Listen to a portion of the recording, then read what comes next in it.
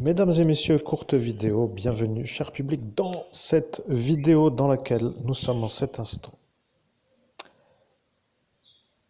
Ici se trouve devant vous donc le sanctuaire de Lourdes, sanctuaire marial de Lourdes, dans le sud-ouest, près de Agen.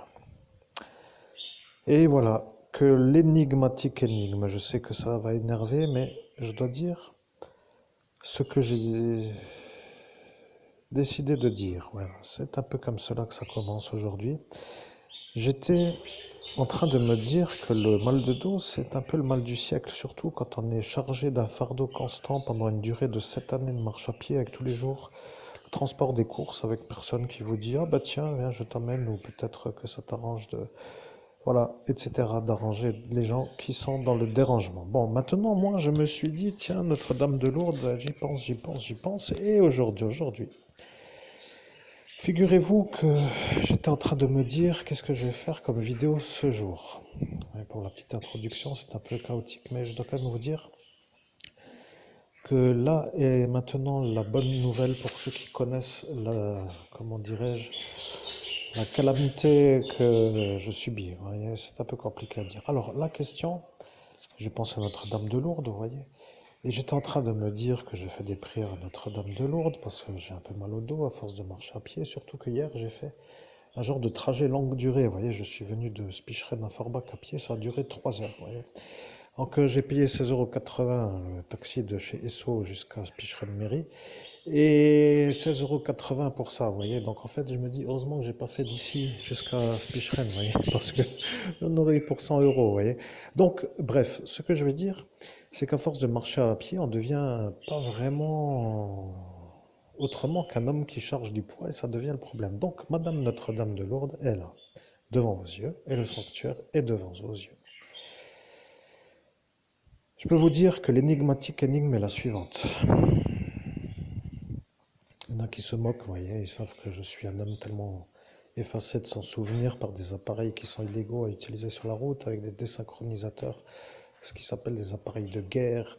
Vous voyez sur la tête d'un civil comme moi, vous voyez à cet instant, moi le prêtre de Dieu exorciste, je subis des fous qui se soulagent sur ma cervelle d'une telle façon qui veulent enterrer mon don de médium. Alors aujourd'hui, rien que pour eux, spécialement dédicacé pour toute ma croûterie, j'appelle ça ma croûterie pour dire des croûtes qui viennent toujours s'incruster, entre moi et la réussite, j'entends bien sûr. Donc voilà l'énigme. Faisons court, hein, parce que j'ai autre chose à faire aussi. Donc faisons court.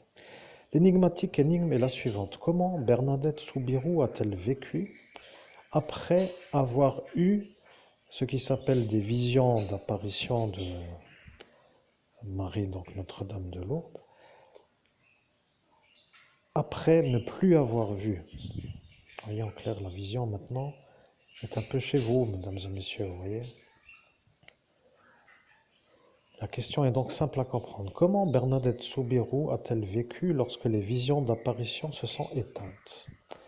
Et pour être entièrement clair avec vous, le capitaine FAB, pour ne pas mettre son nom en entier, car c'est plutôt un genre de ding, qui n'aime pas quand le ding, bon, de toute façon, un peu fou pour dire trop fou, mais vous voyez le problème avec cette durée de perdu depuis cet énigmatique énigmomètre. Voyez, le capitaine a donc décidé de m'effacer la mémoire pour que moi, je ne puisse pas me rappeler de l'énigme que je viens de vous dire, qui est celle-ci. Comment Bernadette Soubirous a-t-elle vécu lorsque les visions d'apparition mariale se sont éteintes? Et là est le problème. Voilà, vous voulez jouer à qui est le plus bête? Alors je vous dis, je suis l'évêque catholique. Voilà, vous êtes vous, mais que voulez-vous faire maintenant, vous, autour? Vous voyez, vous êtes là pour dire que vous êtes vous, oui, mais moi, il n'y a rien d'autre à dire, vous comprenez? Je me pose la question pourquoi j'ai mis 7 ans à rechercher l'énigmatique énigme que le capitaine ne voulait jamais que je retrouve. Alors bien sûr, ceux qui étaient là autour de lui, bonjour, ça va pas trop, parce que ma carrière de milliardaire, millionnaire n'est pas encore entamée, engagée. Vous comprenez?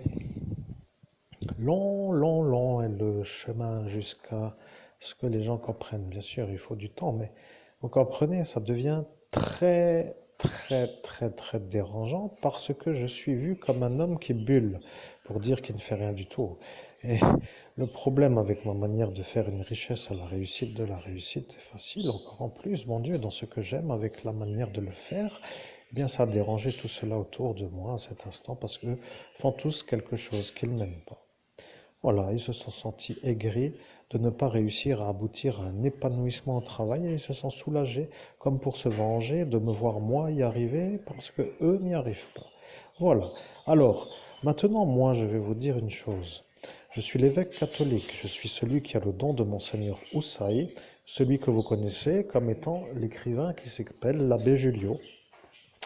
Voilà, j'ai retrouvé l'énigme du capitaine qui ne voulait pas que je retrouve l'énigme et qui m'a effacé la mémoire pour que j'oublie de mettre ce qui s'appelle l'énigme que lui ne voulait pas que je mette. Voilà, maintenant je l'ai mise. Et voilà pourquoi Monsieur Gnordine a fait une sorte de déposition qui n'en est pas vraiment une bonne.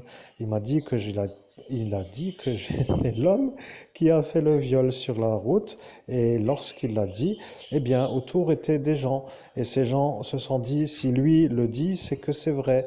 Et après, ils ont dit qu'ils ne peuvent pas prendre la déposition, même si elle est à peu près arrivée au bon moment pour m'enfoncer, parce qu'il n'a pas le droit de sortir de sa prison sans l'autorisation de sortie. Un gardien de prison ne peut pas quitter comme pour dire salut, je me barre et je reviens quand je veux. Il faut être autorisé. Et là est apparu le problème. Ils ont dit donc qu'ils ne pouvaient pas prendre la déposition sur la manière de la prendre par écrite, mais qu'elle a été faite par oral et que par oral ça convient. Voilà qu'a dit Léviathan, ça. Merci, les trous de balles, comme on appelle ça chez nous dans le langage humain, mais il faut quand même dire que je suis moitié homme, moitié surhomme, moitié humain, moitié surhumain, complètement spirituel, à voir selon la période. Je jongle, je fais ce qui s'appelle du saut quantique, comme je veux. Vous voyez, ça devient pour eux maintenant le problème, parce que ils ne veulent pas être accusés d'avoir falsifié les preuves pour vous enfoncer, c'est-à-dire moi, bien entendu, puisque celui que vous entendez est mon Ayenai, qui s'appelle mon surmoi. Mais l'important n'est donc pas vraiment trop de vous expliquer trop, l'important est de retrouver l'énigme que lui a dit que moi je ne retrouverai jamais. Je reformule, l'énigme à trouver était la suivante. Comment Bernadette Soubérou a-t-elle vécu après avoir eu des apparitions mariales et après ne plus les avoir vues?